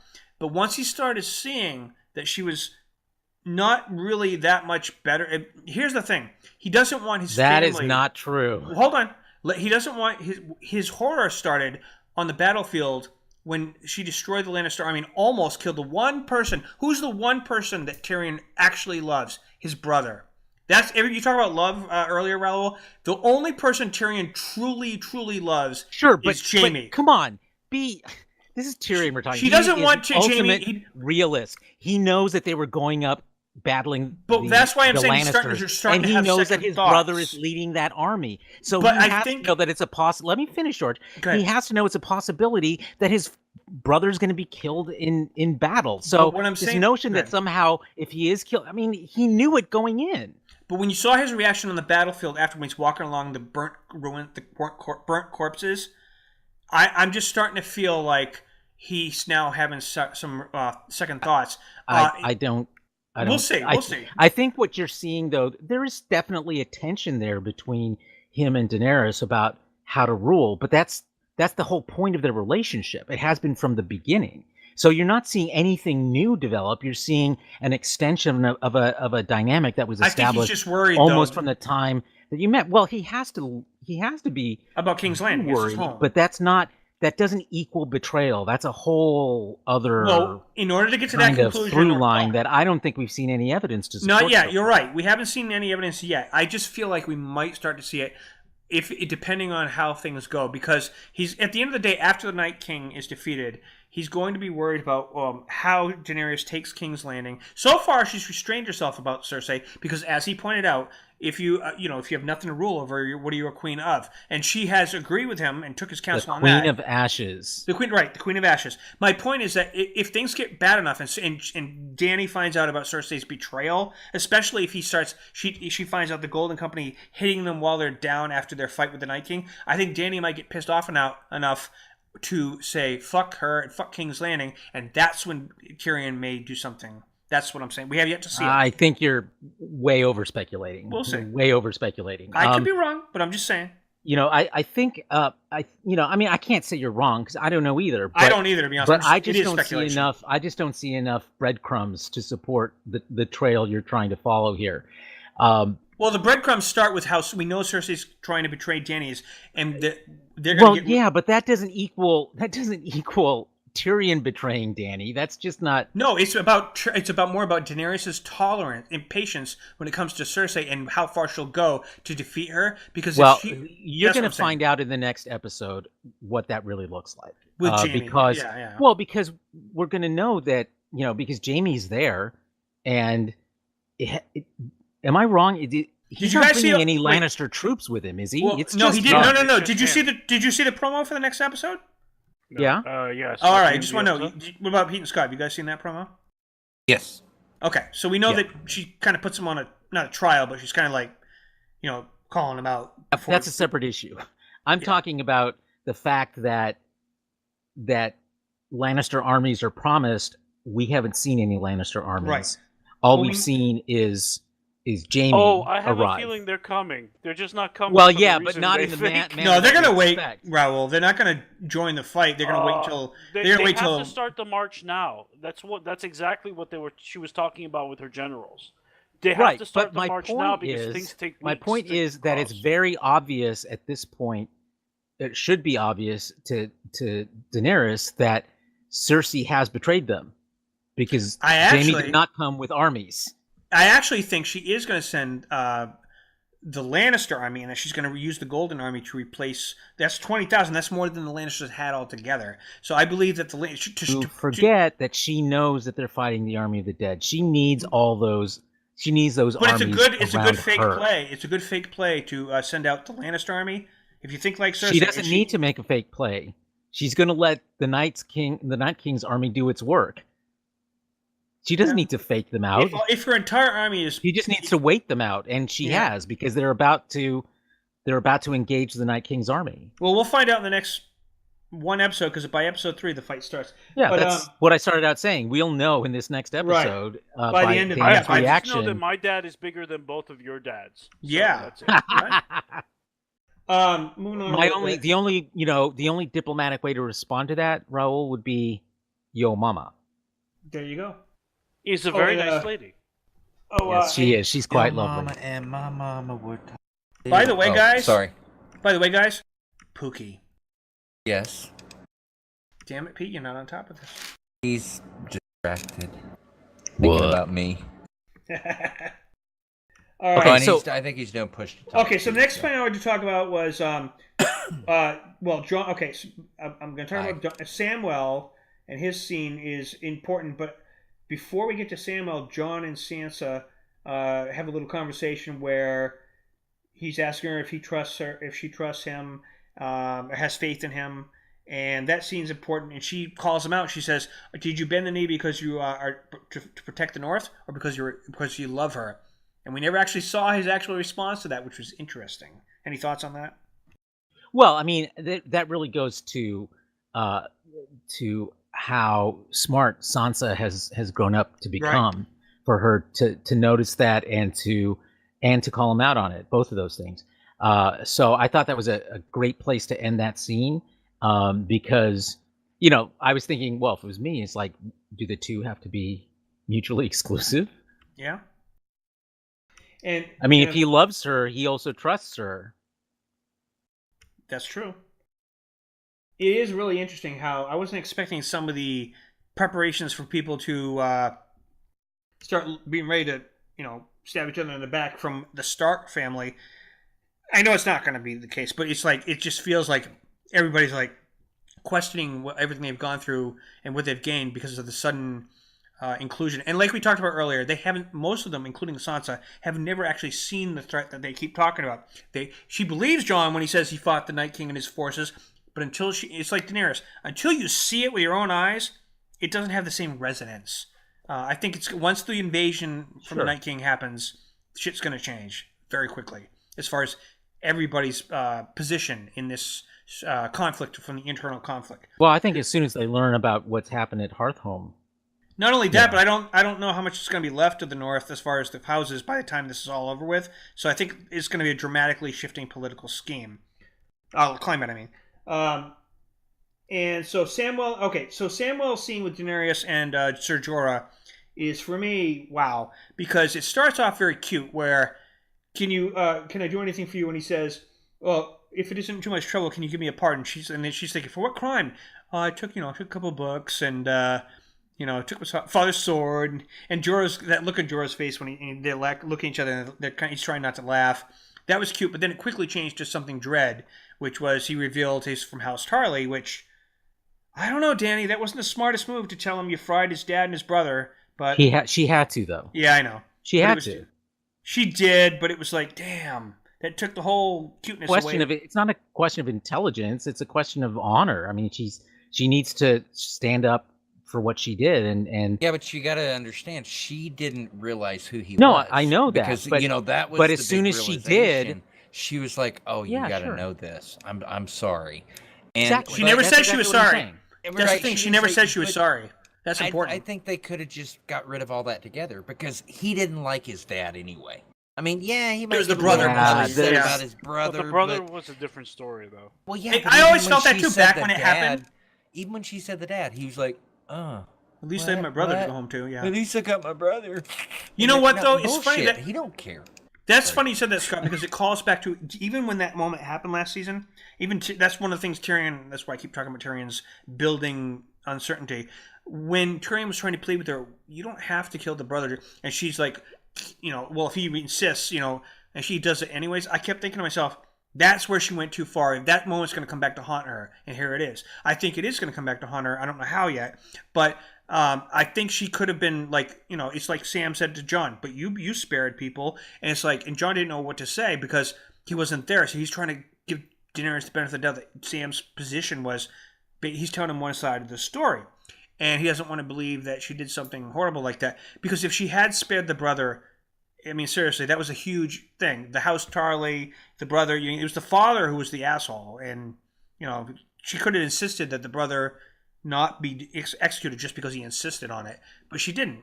So she was all pumped up on adrenaline from her victory against the Lannisters, and she's like, nope, screw you all. But I feel like this is where it's going to come back to bite her in the ass because of Sam. Well, which is it though, George? Is it because of Sam or because of Tyrion? You need to pick one. Both.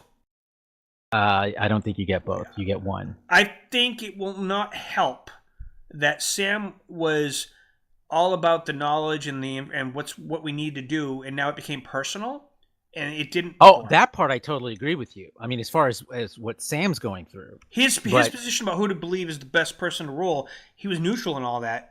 But when it comes to this kind of changes a lot of that dynamic because he's going to be loyal to Jon. Yeah, he's going to be steadfast. Clearly. He's going to say, "Okay, yeah, you know what? You're right.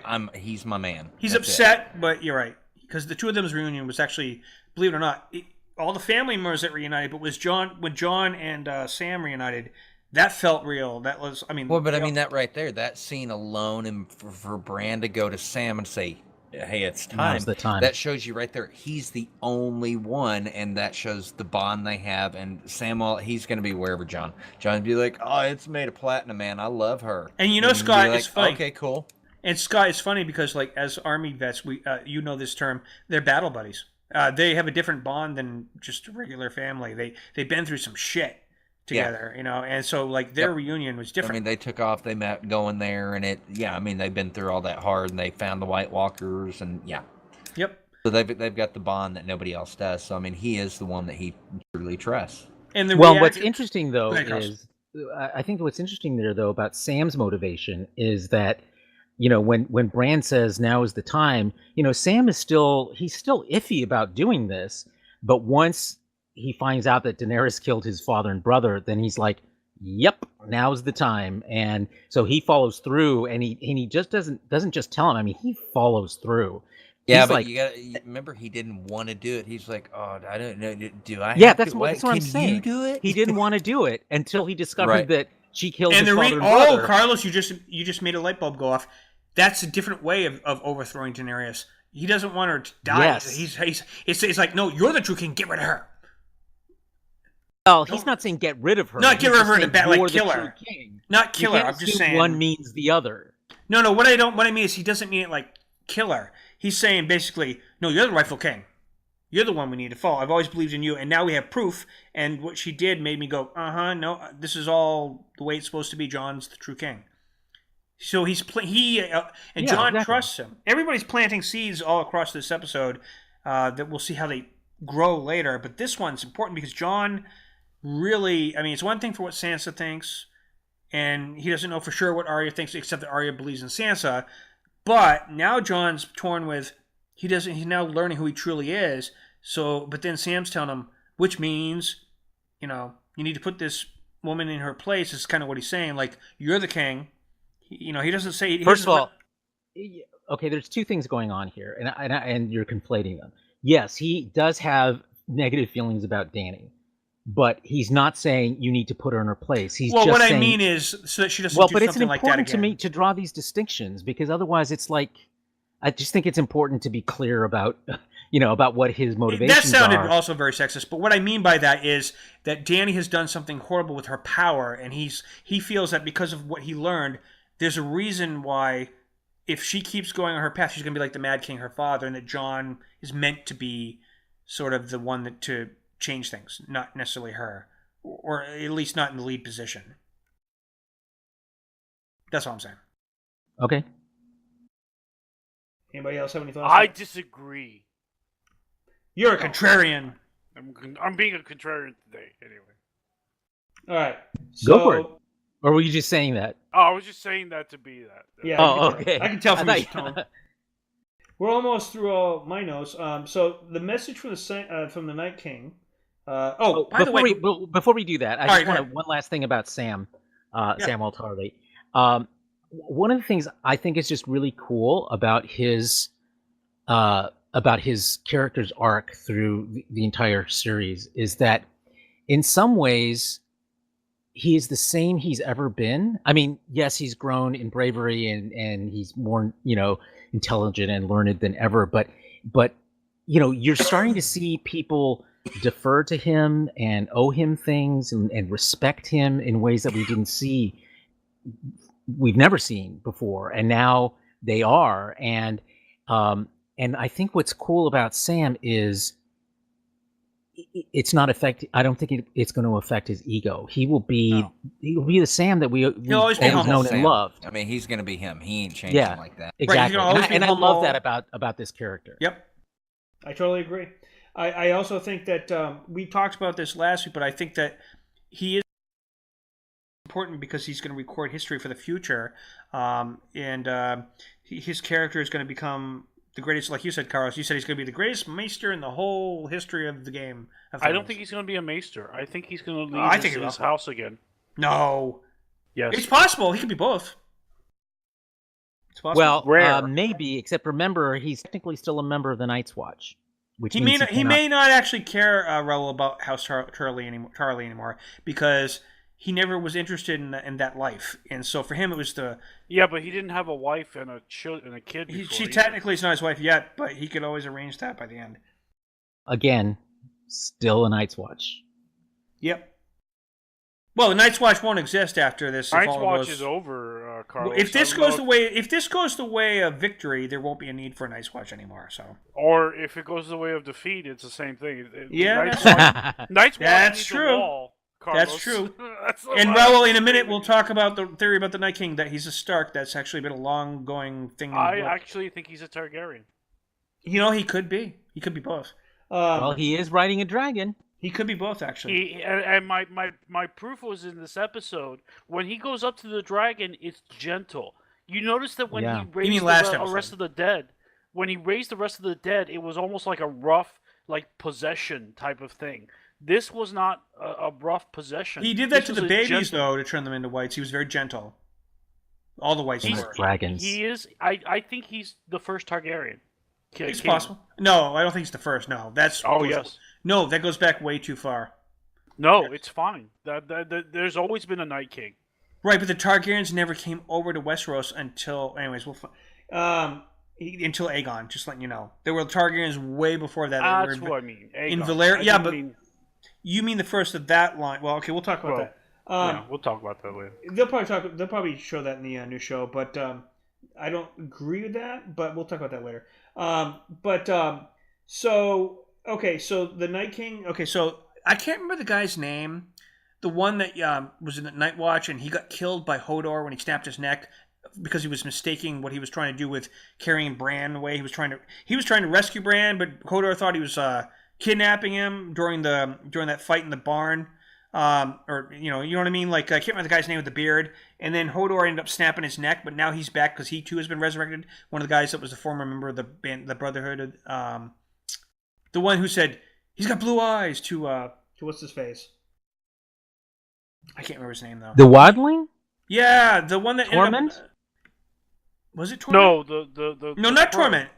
The guy with the guy with the crow, the one who he ended up helping Jon. Oh yeah, the Night's Watch guy. Yeah, I just can't remember his name. Yeah, right. But his neck had been snapped by Hodor a couple of seasons ago. Now he's suddenly back, which obviously he got resurrected like some of the others did by some priest of the Lord of Light. That was cool that he was back. I mean, I don't know if you noticed that, Carlos, but he had been killed in a previous season, never seen again. Now he's back. Obviously, like some of the others in that group, he's been resurrected. I wish I remembered his name. It's the guy that when they ran into. Yeah, them, I know who you're talking about. Yeah, okay. So then they see that message from the Night's King. Anybody have any thoughts on that scene, like as far as any predictions or what that message could mean? Just that they're coming, right? Well, that they're coming, yeah. I mean, that's what they do, is they leave messages after they kill. And they use patterns, yeah. Now, it's also kind of interesting, though, that, we see those patterns. Last season we saw them in the caves under Dragonstone. And, some people also believe that the spiral, shape is also connected to the Targaryen sigil, which would tend to... I can see that. Which, that kind of backs up some of Raul's theories there. I don't want to spend too much time dwelling on, but let's have some final thoughts before we wrap it up. As far as, because I mean, this is the first episode of the season. We're obviously going to know a lot more. We know that Jamie was the last scene with him and Bran. That was perfect. All right, well, let me get a reaction for that. Pete, what did you think of that last scene when Jamie shows up and who does he see? The guy he put in that wheelchair. I thought it was pretty interesting. I mean, obviously, Jamie, I don't think Jamie recognized him quite right away, and then it kind of dawned on him, oh my gosh, this is the kid that I pushed out the window, all those years ago. And he's changed a lot over over these years. The look in his face, you could tell he's like, I think next episode's going to be very interesting. Do you think he's going to apologize to Bran? I think he will. No. I don't think so, but I do want to. I just want to go back real quick. Sure. I too kind of thought that the sigil, that the on fire sigil in the cave, or the wherever they were, also looked like a Targaryen symbol. Yeah, exactly. I mean, we've seen the spirals from the White Walkers before, but now we've also seen them in Dragonstone. The sigil for the Targaryens has spirals in it. So there's some kind of connection there. I actually think I know what the connection is based on things from the lore. It's about a balance between ice and fire. At least that's some hints that have been given throughout all the books. That the Night King and the Lord of Light are enemies because of that reason. The Lord of Light is George R. R. Martin described him as closer to being like Lucifer than anything else. The difference is that he compared it to like if Lucifer had the same enemy as humans and he had to help them because he's like, we need to work together, he would still be a dick. That's why he demands sacrifices and he does all this evil shit through his priests. But he's still ultimately the enemy of the Night King, and he's the symbol of fire. That's why they keep going with the whole, he's the fire god, Lord of Light. And then the Night King represents ice. That's part of why he created that title. So there's a balance between fire and ice, sort of like dark side, light side in other franchises. But I think the symbol being Targaryen is the Targaryens represent a true representation of the fire, and Jon Snow and the Starks and everybody, and the Night King. There's a balance between ice and fire. Somehow the fact that Jon and Daenerys are working together, I think it's symbolic that that maybe in the past this was the only way that the balance was restored, and was that they worked together. So Raul may be right that the Night King is a Targaryen. It's very actually logical now that I think about it. And then he became the Night King through the Children of the Forest. So I think that could be why he has the power to resist the dragon fire. He's got the unburnt power, but it's mixed with his being a Night King. We'll find out, but we don't know. Carlos, didn't you say you read somewhere that we will never hear the Night King speak this season? Yeah, I did hear that. It's going to be interesting how they can do this whole thing without him speaking. But I believe it is possible. I think in his case, it's always been an instance of action speaking louder than words. Yeah, you're probably right about that. I think Bran will be the exposition person, or between him and Sam, to find out what's really going on. Maybe even Melisandre, but no, she's always usually been wrong, but or misinterpreted things. What do you think, Scott, about all this? Which part you guys jumped around quite a bit? Oh, about I'm gonna go back to what you had started with was Jamie coming up and seeing. When Jamie first popped in, I was like, "Ooh, yeah, Jamie's here," and then all that, and then they showed Bran. I was like, "Oh shit," because Jamie's gone through a huge redemption arc, and he hasn't finished it yet. He has, but I also think that's true. I think Bran's gonna be like, he lost his hand. Not the same person, because of course Bran sees all that a bit different than just people walking up. So yeah, I think one of the things they've been really clear about Bran is he doesn't really care about things like regular people do anymore, right? Because he sees so said, much. You're Bran, I'm not Bran anymore. I mean, Exactly. Bran to him is gone, so I think he's going to have that attitude with Jamie of that was a past life. But in the same token, I wouldn't be here if you hadn't done that to me. That's a good point right there. It led to him becoming the Three-Eyed Raven. Yeah, exactly. So he's But like, it was you all had a part to fake, play. and he gets that because he now sees everything. He So Jaime- understands that yeah. that he wouldn't be playing the very necessary role he's playing in this if it hadn't started with Jaime. Everybody But played what the I part. think is going to be, Yeah. it's not going to be an issue of what Bran thinks about Jaime. It's going to be about what Jaime thinks of Jaime, having having confronted Bran. Like, because Bran's not going to say, I forgive you, but he's going to He doesn't need to. He doesn't care about that. He's going to sort of just stuff say, like, anymore. look, we need to move on. We got shit to do, basically. He's not even going to say Yeah, that. it's going to be just like he did with the others. Is we don't have time for this. Right, Yeah. right. Okay. Yep, you know what, though? I have another prediction now that you all said this. Hear me out. I think you're going to maybe agree with this.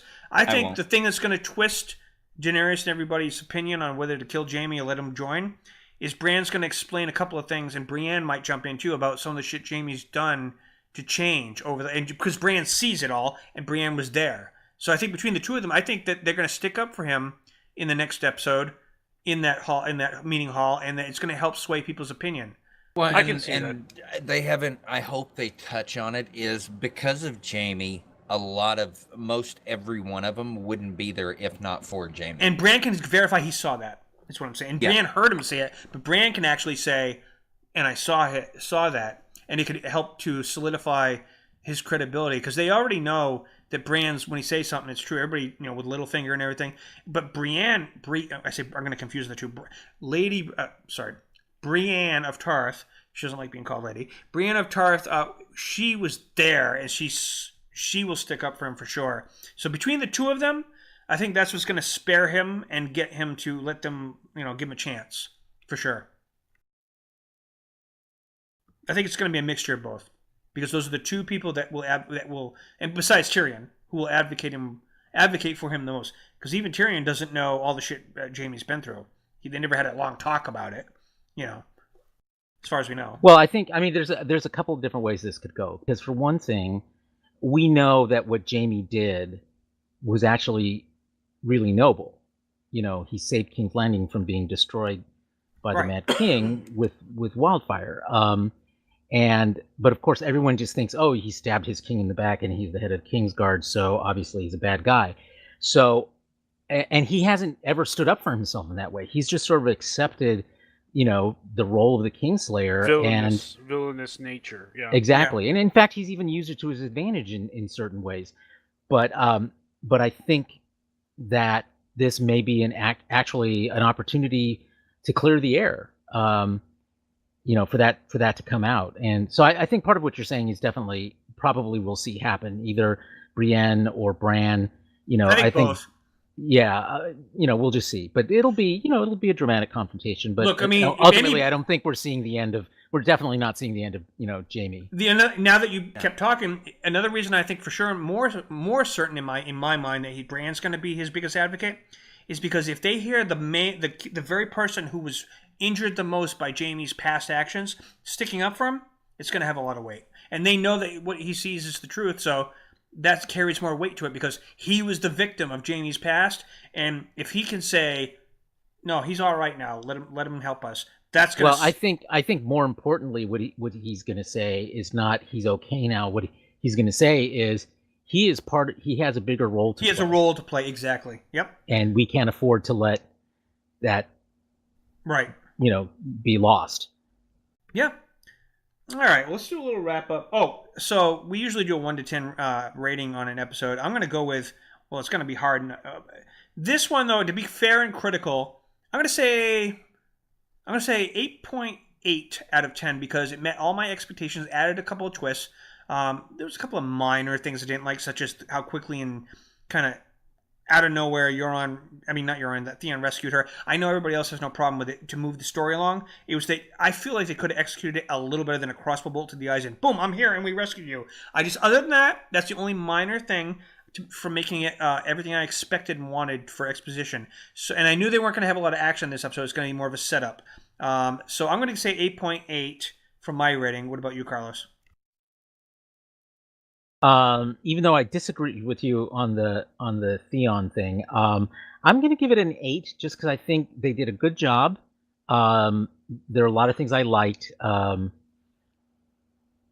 So I can't point to anything stupid wrong, but but I know that I need to leave some room for 9s and 10s later in the season. Oh, yes, so we should Why? probably- Why yeah. can't it all Solid be 8. nines? That's Because- that's not fair.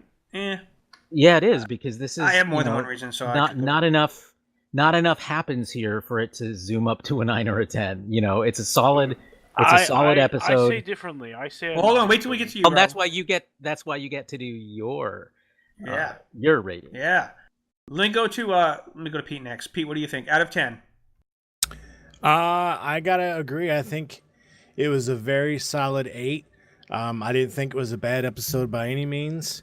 I think that when some more big characters start dying or some huge revelations come around, then those episodes get rated a little higher. But I think it was an 8. It was a good episode. I enjoyed it. There was the scene where John was flying on the dragon was great. Yep. I think it was a good episode. I give it an 8 out of 10. All right. And what about now, Raul? Go ahead. I give it a 9, and I'll give you my reasons why. Okay. The reunions themselves were heartfelt and showed a good emotional touch to the episode, and they also gave a good foreshadowing of what's to come in the future episodes. So I actually don't believe that this was just a setup episode, and this. I believe that this is much more solid than people are giving it credit for. Okay, that's fair. What about you, Scott?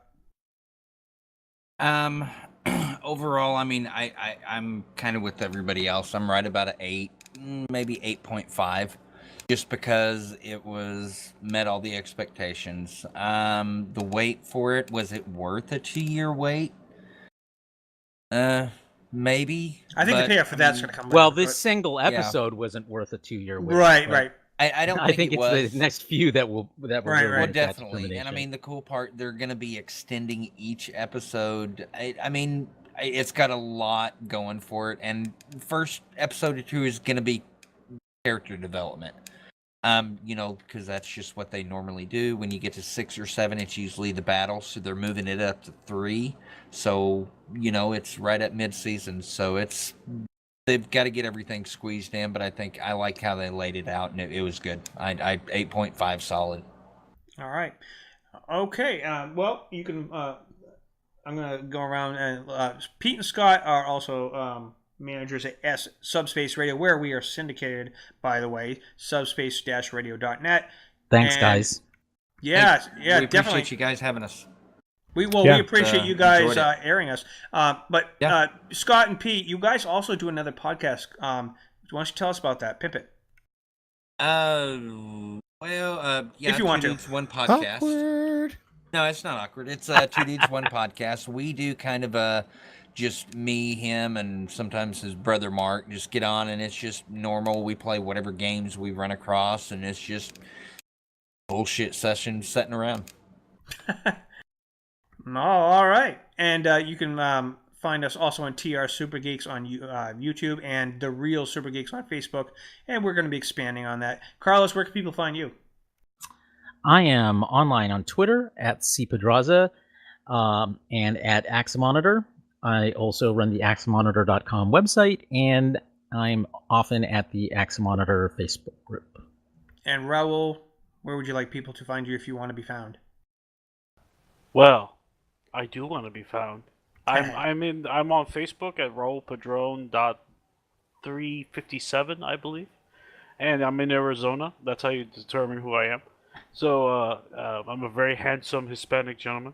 So all you people on Tinder That's right.